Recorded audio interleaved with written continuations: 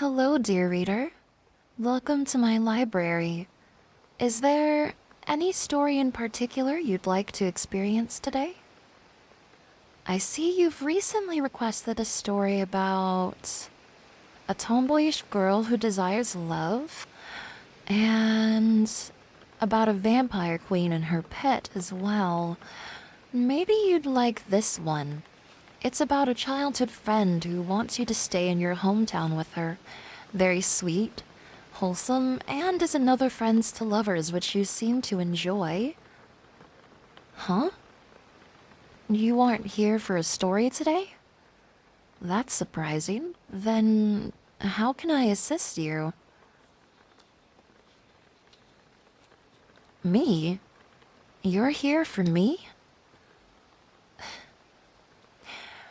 Well, thank you, dear reader. That's very sweet of you.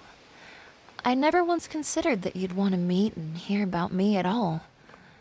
Well, my name is Hibiki, and it's a pleasure to meet you. As you already know, I'm a librarian, and this is my library. The Library of the Lost Worlds. Stories are like magic, you see. In each story is the memories and moments of a life, untouched and forever repeating within the pages. My job here is, well, to protect these moments and to bring them to the lives of the current so that you may take joy in experiencing these memories as well. Well, yes, you could say that the stories themselves are alive, but not in the way you're thinking. You aren't speaking directly to a sentient being aside from myself when I'm reading them to you, but you are feeling the same feelings these beings felt when these moments occurred. It's the memory that's alive, not the being. I'm sorry if this is too confusing.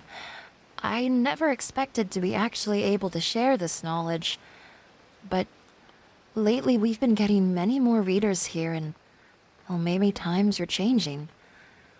This library has been among the forgotten for centuries, and well, I'm happy to see that change.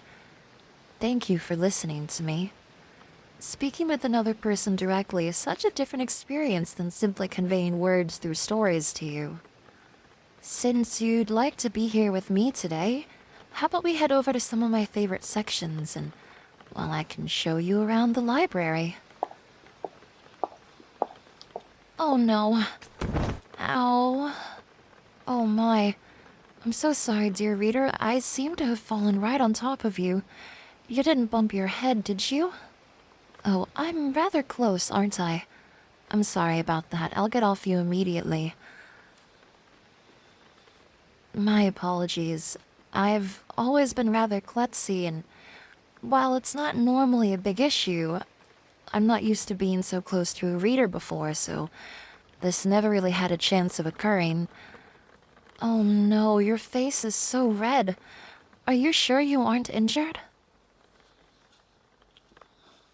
Well, if you promise, I have no choice but to trust you, dear reader. However, if you start feeling sick, don't be afraid to tell me. My job here is to help you after all. Well, I wanted to show you this. You walked right past it when you entered the main hall. This here is the Stories of the Forgotten. Here we record snippets of the lives of everyone, but humanity only ever remembers those who were public figures or did something of grand importance, leaving the lives of millions simply lost to time. This hall that stretches beyond your eyes is the memories of them. The simply normal, ordinary lives that many seem to have passed right over.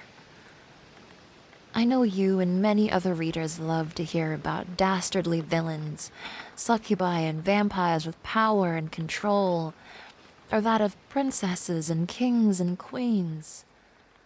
But personally, I love these.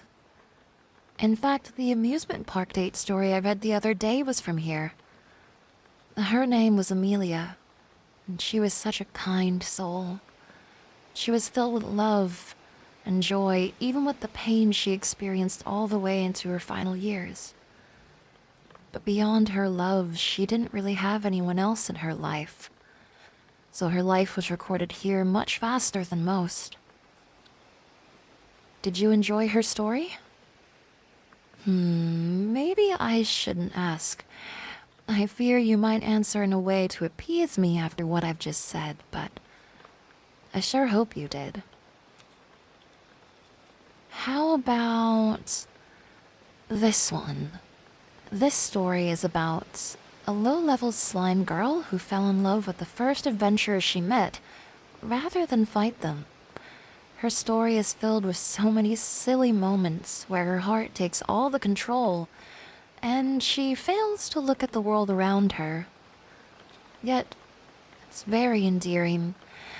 Mio has a way of making you remember what childlike passion feels like. Oh, right. Mio is her name. I'd tell you more, but you look far more interested than I expected, so maybe I'll save this story for a future reading. But do you see what I mean? Until right now, no one but me knew she existed. Yet in less than a minute, her life has become something of meaning to you as well. That's why I love this haul.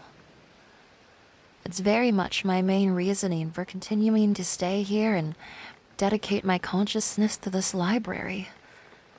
To help the stories of individuals like Amelia and Mio and all the others here find their way into the hearts of all you readers. But now, I'm afraid I must let you go. Readers are never really allowed to wander these halls, and you've been here for quite a long time. I fear the damage it might cause to your psyche if I let this go on for too long. You are my #1 priority, however, and I want to make sure that you can listen to many stories to come, so fear not, dear reader. We will see each other very, very soon. Farewell, and may you find your way to your plane with ease.